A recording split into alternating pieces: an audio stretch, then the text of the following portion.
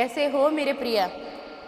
मैं तुम्हारा बाबा नीम करोली आज तुम्हें एक संदेश देने आया हूँ और तुम्हारी सुनने भी आया हूँ। तुम मुझसे अपने दिल की सभी बातों को कह सकते हो प्रिया। मैं तुम्हारा बाबा भी हूँ और मैं तुम्हारा पिता भी हूँ। और आज मैं तुम्हें यह बताने आया हूँ कि तुम अपने जीवन में काफ़ी समय से बहुत सी परेशानियों को देख रहे हो। तुम्हारा मन भीतर से बहुत व्याकुल है और तुम बहुत चिंतित परिस्थिति में हो। मैं तुम्हें आज यही कहने आया हूँ कि तुम्हारी जो भी चिंताएं हैं, तुम्हारी जो भी समस्याएं हैं, आज मैं तुम्हारी उन चिंताओं को, तुम्हारी समस्याओं को अपने साथ ले जाने आया हूँ। और मैं जानता हूँ तुमने पिछले कुछ समय में बहुत सी परेशानियाँ, बहुत सी मुश्किलें देखी हैं। तुमने अपने जीवन में बहुत संघर्ष देखा है मेरे प्रिय। मैं तुम्हारा बाबा नीम करोली में तुम्हारी सारे मन की पीड़ाओं को, सारे दुखों को जानता भी हूँ और समझता भी हूँ। और मुझसे तुम्हारे जीवन की कोई भी बात ऐसी जो छिपी ही नहीं है, जिसे तुम मुझसे कहो और तुम मुझसे ना कहो, पर मुझ तक तुम्हारे हृदय की वो हर पीड़ा, तुम्हारे मन की वो हर बात, तुम्हारे दिल की वो व्याकुलता सब मुझ तक पहुँचती है तुम्हारी एनर्जी से। और मैं जानता हूँ कि तुमने पिछले समय में बहुत कष्ट देखे हैं अपने जीवन में, बहुत दुखों को देखा है, बहुत दुखों का सामना किया है तुमने। और आज भी, अभी भी तुम्हारे जीवन में दुख बना ही हुआ है, दुख का निवास है तुम्हारे जीवन में। आज मैं और हनुमान बाबा आए हैं तुमसे क्षण भर के लिए बात करने के लिए। मैं चाहता हूँ तुम थोड़ा सा वक्त निकालो और तुम मेरे आज के संदेश को संपूर्ण सुनो, क्योंकि तुम संदेश को सुनोगे तभी मैं तुम्हारा इस वीडियो के माध्यम से, इस संदेश के माध्यम से मार्गदर्शन कर पाऊँगा प्रिया। तुम्हें अपने मन की व्याकुलता को कम करना होगा। तुमने अपने जीवन में चिंता से दोस्ती कर ली है और तुमने सबसे धीरे धीरे किनारा कर लिया है। तुम्हें ऐसा लगता है कि तुम टूट चुके हो, तुम्हारा कोई सहारा नहीं है, तुम्हारा कोई अपना नहीं है, लेकिन ऐसा नहीं है प्रिय।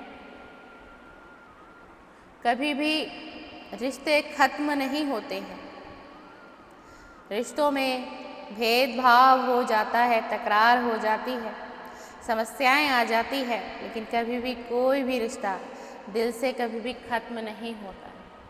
तुम आज कहते तो हो कि मैंने वो रिश्ते नाते सबसे मुंह मोड़ लिया है, मैंने हर किसी से अपने आप को अकेला कर लिया है, लेकिन तुम आज भी तुम जुड़े हुए हो और तुम्हें जुड़ना भी चाहिए, क्योंकि वह तुम्हारा घर परिवार और तुम्हारे घर परिवार के लोग हैं। तुम उनसे नहीं जुड़ोगे तो कौन उनसे जुड़ेगा? तुम उनकी चिंता नहीं करोगे तो फिर उनकी चिंता कौन करेगा? तुम्हारी जिम्मेवारी बनती है अपने परिवार के प्रति, अपने घर के प्रति। मैं तुम्हें आज यही कहने आया हूँ कि किसी दूसरे व्यक्ति के बहकावे में आकर तुम अपने कुछ लोगों से अपना मुंह मत मोड़ो, उनसे घृणा मत करो, उनसे बैर मत रखो, बल्कि उनकी भावनाओं को समझो, उनकी कद्र करो। मैं मानता हूँ कि उन्होंने जाने और अनजाने में तुम्हारे हृदय को बहुत पीड़ा दी है, तुम्हारा दिल बहुत दुखाया है उन्होंने, लेकिन उनसे भी यह गलती जाने और अनजाने में हुई है प्रिय। और उन्हें भी कहीं ना कहीं पछतावा भी है इस बात का कि हमने अपने प्रिय का दिल दुखाया और हमने अपने प्रिय को कष्ट दिया। लेकिन बात वही है कि कोई तुम्हें सामने से आके कहना नहीं चाहता, क्योंकि वो तुमसे बड़े हैं तुम्हारे, उन्हें लगता है कि हम बड़े हैं, हमारा इतना तो अधिकार है अपने प्रिय पर। और तुमने वही कुछ बातों को दिल पर लगा लिया है और तुम्हारा ये कहना है कि मेरी तो कोई गलती ही नहीं थी। मैंने तो कोई कष्ट ही नहीं दिया, लेकिन फिर भी मेरे अपनों ने मेरे साथ ऐसा क्यों किया? तुम अपनी जगह सही हो, मैं तुम्हारा साथ दूंगा, मैं तुम्हारा बाबा, तुम्हारा हर घड़ी हर क्षण हर पल साथ दूंगा। लेकिन ऐसे अपने मन को तुम्हें उदास नहीं करना है कुछ चंद बातों के लिए। मैं भी यही चाहता हूँ कि तुम अपने हृदय को, अपने मन को इतनी पीड़ा ना दो कुछ चंद बातों के लिए, कुछ चंद उन लोगों के लिए जो कि तुम्हारे अपने ही हैं प्रिय। तुम्हें जीवन में आगे बढ़ना है, मेहनत करनी है और अपने आप को बनाना है, संवारना है, जिससे कि वो तुम्हारे जो अपने लोग जो तुम्हारी भावनाओं को नहीं समझ पा रहे हैं, तुम्हें नहीं समझ पा रहे हैं, किसी न किसी माध्यम से भी तुमसे जुड़ नहीं पा रहे हैं प्रिया, तो मैं तुम्हारा बाबा यही चाहता हूँ कि तुम अपने जीवन में खूब तरक्की करो, आगे बढ़ो, कामयाबी को हासिल करो, जिससे कि वो चंद लोग तुम्हारे पास खुद से स्वयं से लौट आए और तुमसे माफ़ी भी मांगे और कहें कि हमें पता नहीं था कि तुम इतने गुणवान हो, तुम्हारे अंदर इतने सद्गुण हैं, तुम इतने कर्मठ थे और हम तुम्हें पहचान नहीं पाए और तुम ही हमारे परिवार का हिस्सा हो और हम तुम्हारे हैं। पिछली बातों को भूल जाओ और फिर से एक हो जाओ। ये वक्त तुम्हारे जीवन में बहुत जल्दी आने वाला है।